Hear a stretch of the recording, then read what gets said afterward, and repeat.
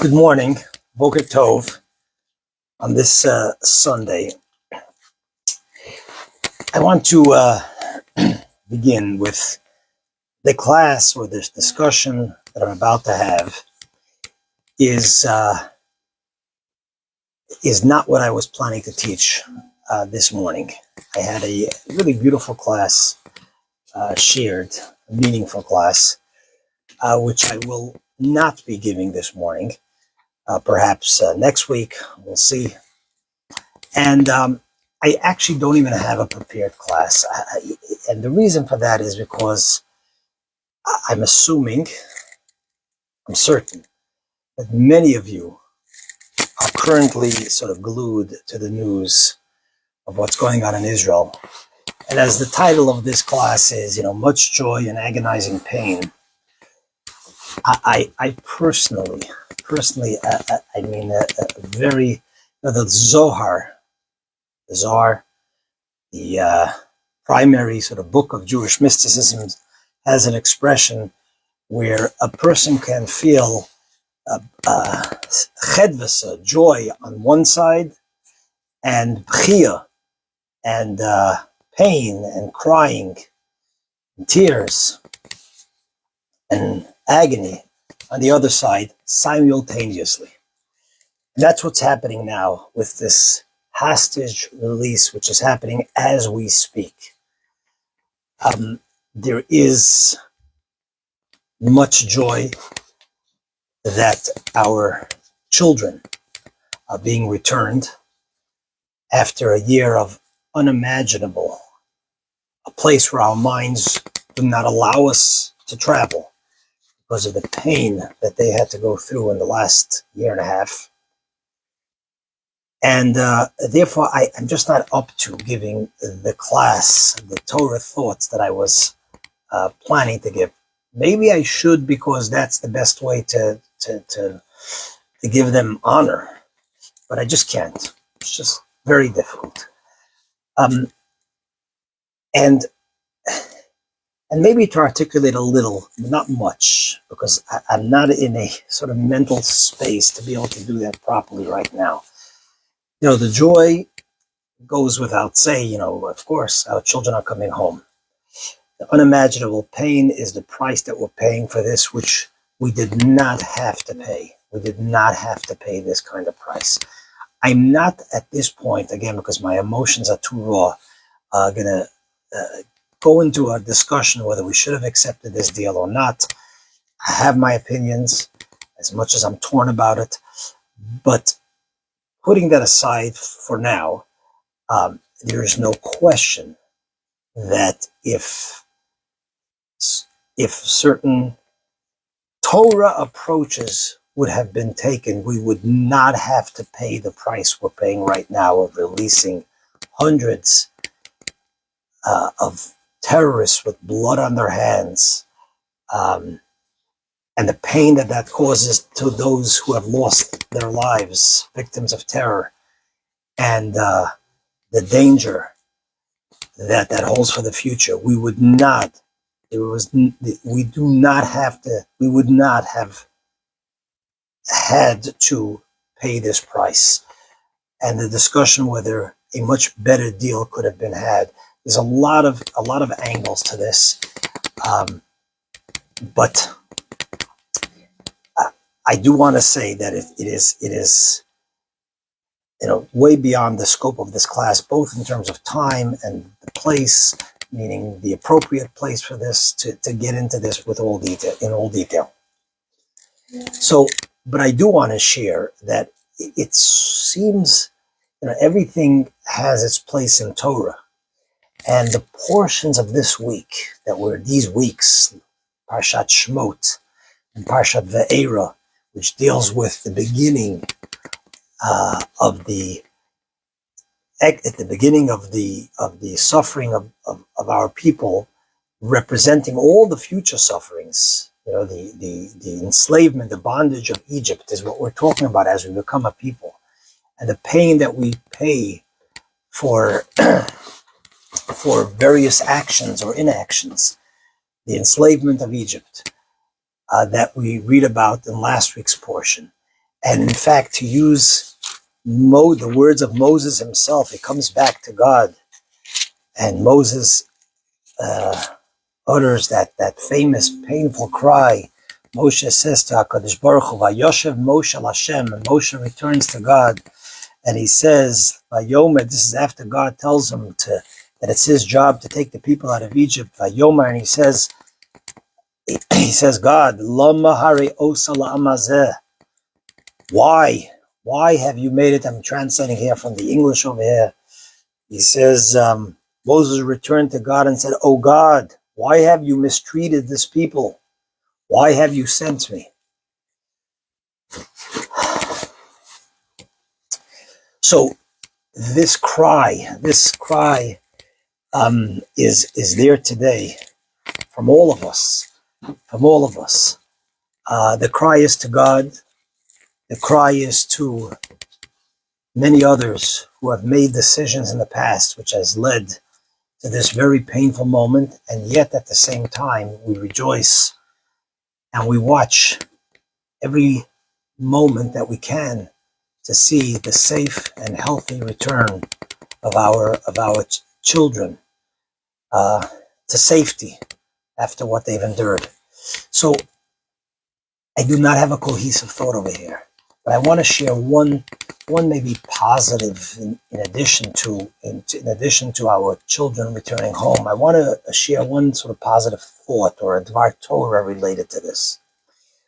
One is, the name of the portion is Eila Shmot B'nai Yisrael. These are the names of the Jewish people.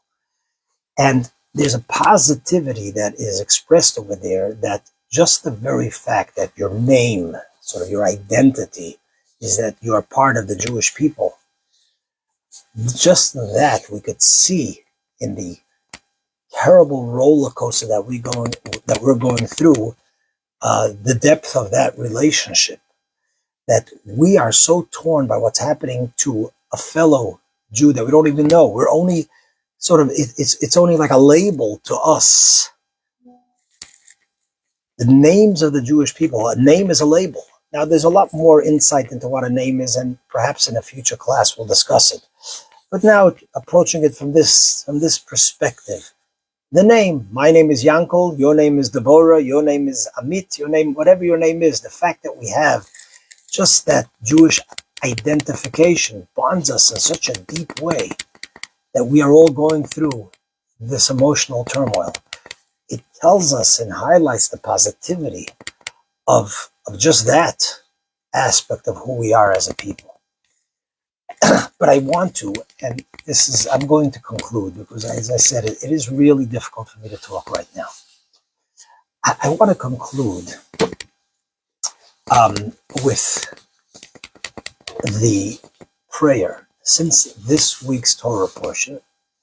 And let me back up. Part of the pain that we're all experiencing over here is the pain, the fear, the worry, the concern of the fact that the Israeli soldiers are withdrawing from certain positions. Murderers with blood on their hands who are clearly dedicated and committed to continue to murder. So, in the spirit sort of this week's parsha, now that's the reason why we are so torn about all of this, and that's the struggle over here. And